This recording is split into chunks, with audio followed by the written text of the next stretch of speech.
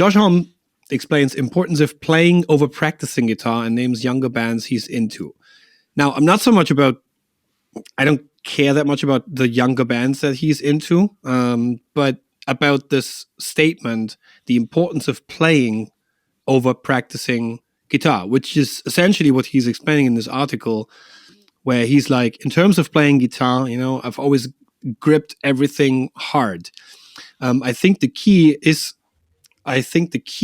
is to just not to push too hard. Follow the guitar where it goes. Don't push too hard. That's what I think. So essentially, in this article, he says there was a time where he really had to practice a lot. As I said, I think it was polka lessons. So he had to practice a lot. And at some point, he just went over to nerds. I like playing. And partially, I agree with him for one thing that I've seen very often with guitar players. I've seen guitar players be exceptional at repeating certain things, licks or fast playing, or even popular songs who are like difficult to play. But whenever they were in a situation where they simply had to jam with people, they were stuck. They weren't able to follow. They weren't able to, listen what's going on, and they were like super insecure.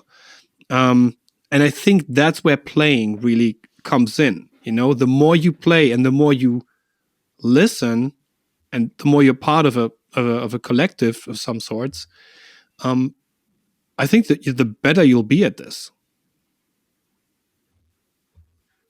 Absolutely.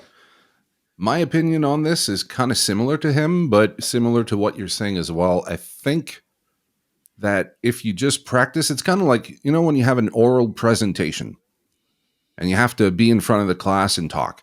You're at home reading your cue cards. Everything's going well. You don't have the nerves, right? You're not like super nervous. You don't have the adrenaline.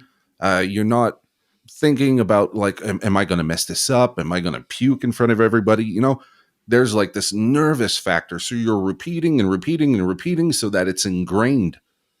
But then if you go up and you're talking to the class, and this is just you doing a solo performance, right? You're just talking to the class. If you look like you just practiced it, but you're not thinking about what you're saying, you're going to be monotone. You're going to be boring. And people are just going to want you to step off so that someone else can come on.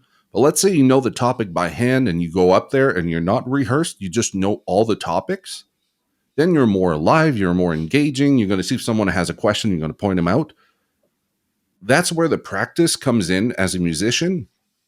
But then playing is where you're with the other musicians and you see the call and response that you have with your drummer or with the bass player.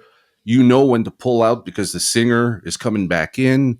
You know exactly what to do with your volume pot or your tone to, lessen your guitar tone so it's not in the way of the cymbals or whatever.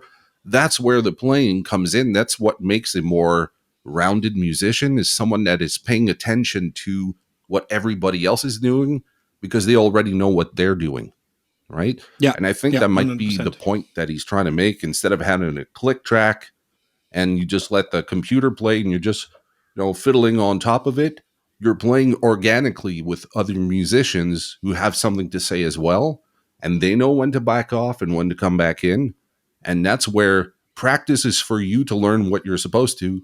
And then playing with someone else is learning how to play with the band so you sound like one unit.